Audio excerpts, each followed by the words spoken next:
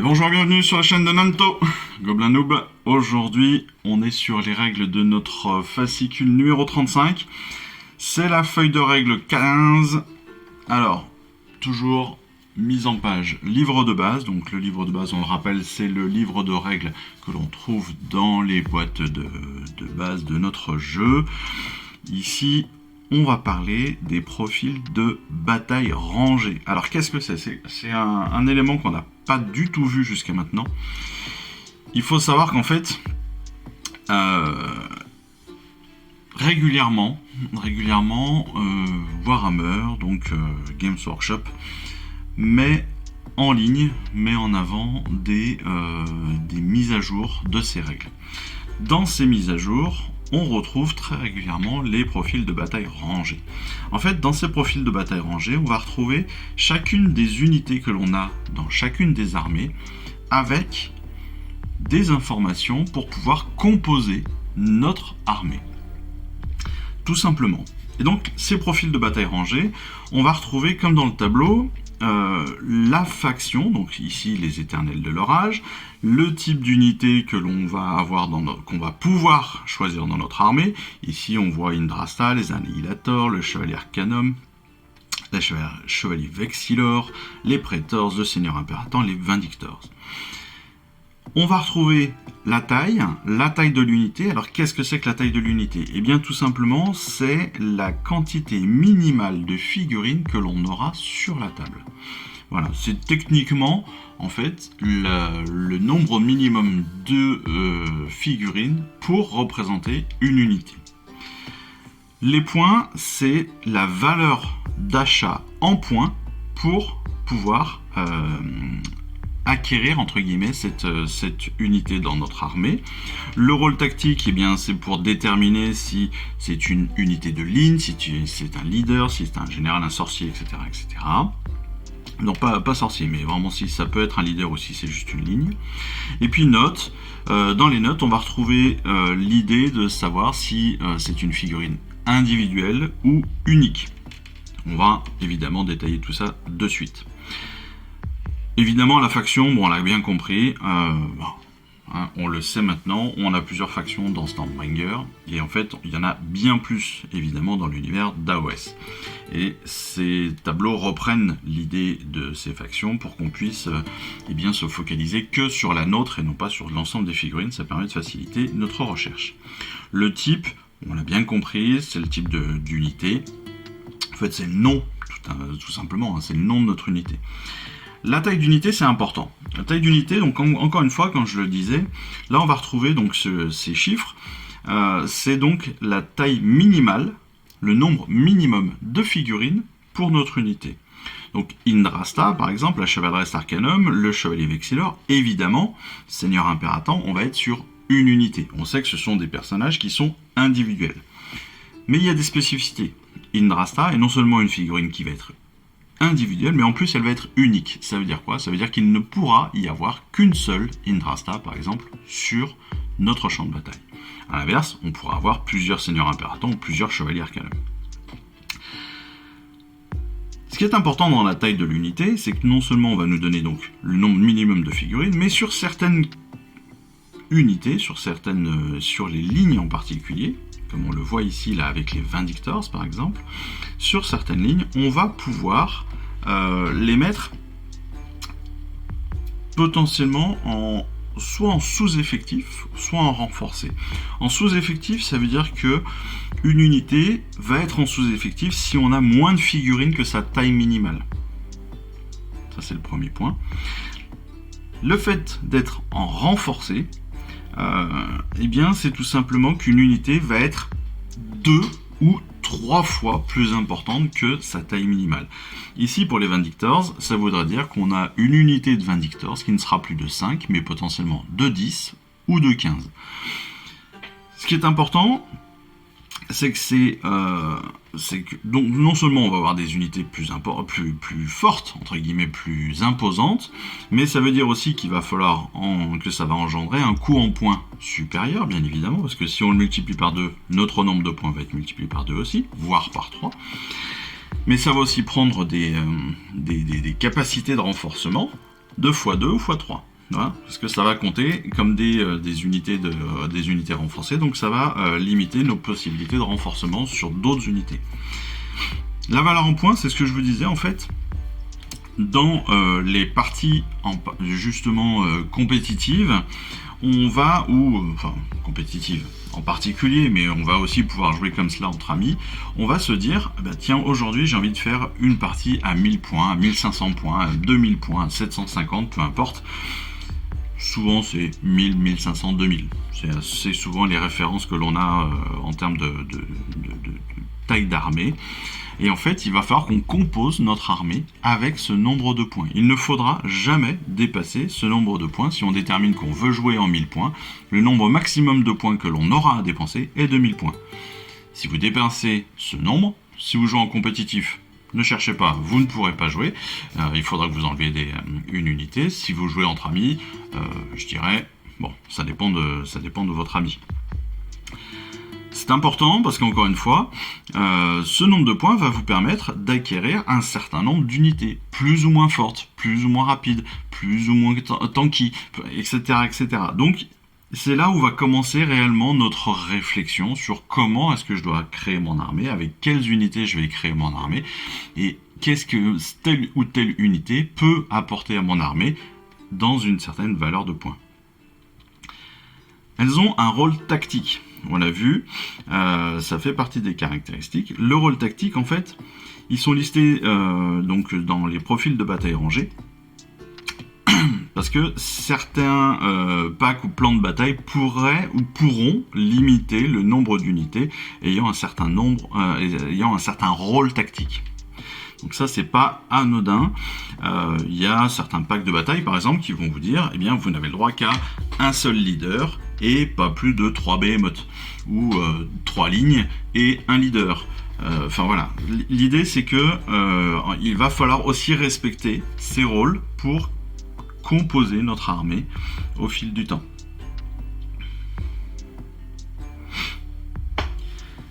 On a aussi, on l'a vu, il y a des notes. Ces notes vont nous permettre, comme je l'ai dit tout à l'heure, de déterminer si une figurine est unique, individuelle ou pas. Individuelle, ça veut dire que, comme le Seigneur Impératant, ce n'est une seule figurine. Même si elle a un compagnon, le compagnon, encore une fois, ne compte pas. Elle n'est pas une figurine à part entière, donc il ne compte pas. Donc, on a une figurine individuelle. Le mot unique, lui, est différent. Unique veut dire non seulement individuel pour la plupart du temps, mais surtout qu'il ne peut y avoir qu'un seul type de cette unité sur le champ de bataille. Ça, c'est très important. On ne peut pas avoir, par exemple, deux Indrastas sur le champ de bataille. C'est souvent le cas avec les héros désignés. C'est ce qu'on appelle les héros désignés, c'est-à-dire des personnages qui ont un nom défini. Là, en l'occurrence, Indrasta, dans notre exemple. Donc ça aussi, c'est très important. Enfin, on a aussi les terrains, les sorts persistants et les invocations qui sont aussi normalement représentés dans le tableau de profil de bataille rangée parce qu'elles ont aussi un coût en points. Donc ça aussi, il va falloir les comptabiliser. Elles peuvent avoir un coût en points, certaines sont gratuites. Je pense entre autres, je crois, à la lune maudite chez les Gloomspites. Il me semble que la lune est gratuite. Mais malgré tout, tous ces terrains, ces sorts persistants, peuvent avoir un coût en points. Enfin, on va pouvoir retrouver potentiellement les alliés d'une faction. Ça veut dire quoi? Ça veut dire que lorsqu'on a des Stormcast, on va pouvoir potentiellement intégrer à notre armée de Stormcast d'autres unités d'une autre faction parce qu'ils sont alliés aux Stormcast. Voilà, c'est un exemple. Nous le verrons bien évidemment plus tard. On le voit là dans la référence, voire le 27.1. Donc là, on en est qu'au 25.8. Donc on va attendre le point 27.1 pour reparler des alliés et de comment est-ce que cela fonctionne. Mais sachez dès le départ qu'on a possibilité, comme ça, d'intégrer d'autres unités, d'autres factions à notre armée. Deuxième point de règle du jour, évidemment, c'est la charte d'unité de notre archi-revenant, notre première figurine Sylvanette.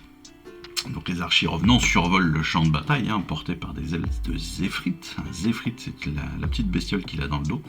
Ils piquent pour frapper l'ennemi là où il est vulnérable, et leur noble présence inspire les sylvanettes, les emplissent de courage et d'agressivité.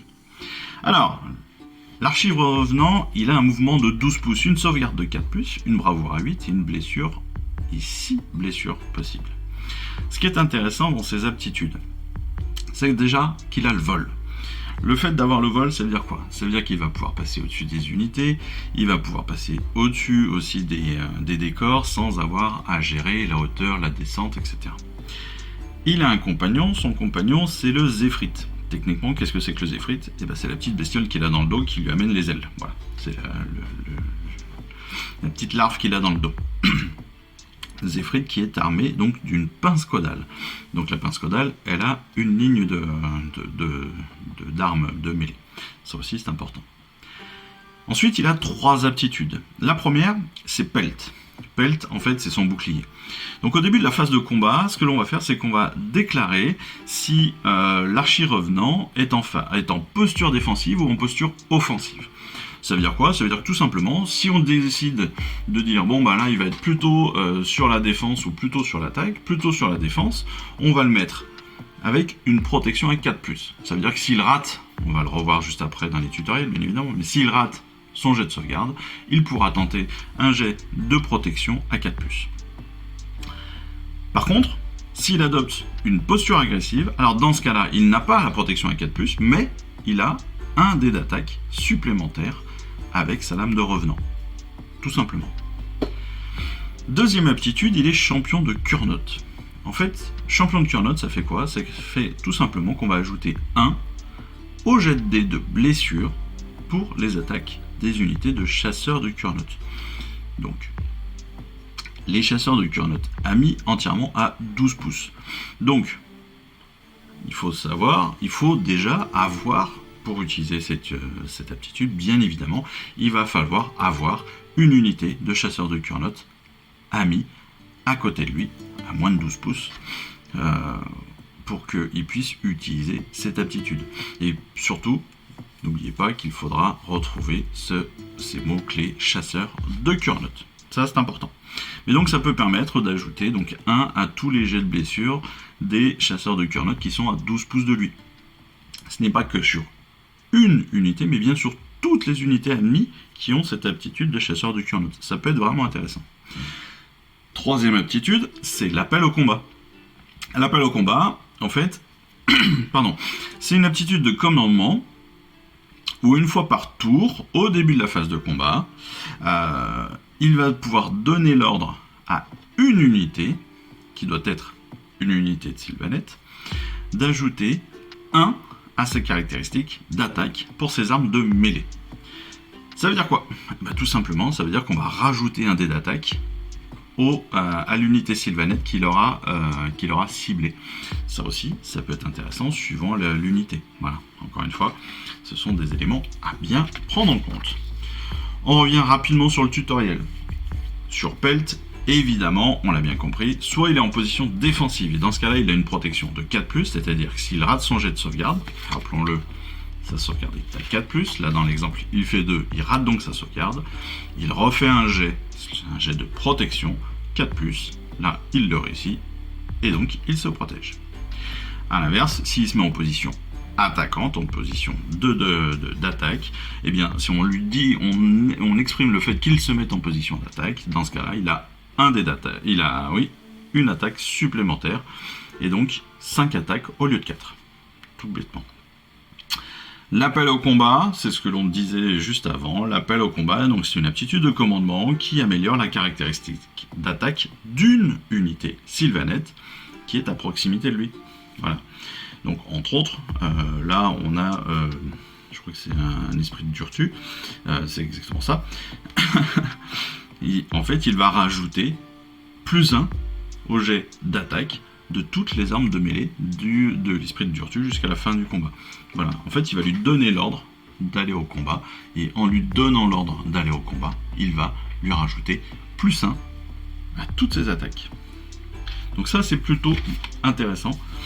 Encore une fois, Ça veut dire qu'il va permettre de lancer un +1 avec toutes les armes de mêlée de l'unité ciblée. C'est vraiment intéressant si, entre autres, l'unité ciblée a plusieurs attaques possibles. C'est-à-dire que ça va amener autant de dés d'attaque supplémentaires. Voilà pour les règles de la semaine. On va évidemment passer tout de suite à la bataille qui s'appelle Guerre dans les bois. Allez, on se retrouve tout de suite. On va juste sur le champ de bataille. Je vous remercie d'avoir suivi cette vidéo. Si ça vous a plu, eh bien abonnez-vous, lâchez un petit like et un commentaire et suivez-moi sur Instagram. Instagram où je poste régulièrement des photos de mes dernières réalisations et dernières peintures. Et puis comme il est maintenant de tradition sur la chaîne, je vous souhaite une excellente fin de journée et surtout, lisez bien, collectionnez bien, assemblez bien, peignez bien et jouez bien. Allez, je vous embrasse et puis je vous dis à très vite. Allez, ciao, bye bye.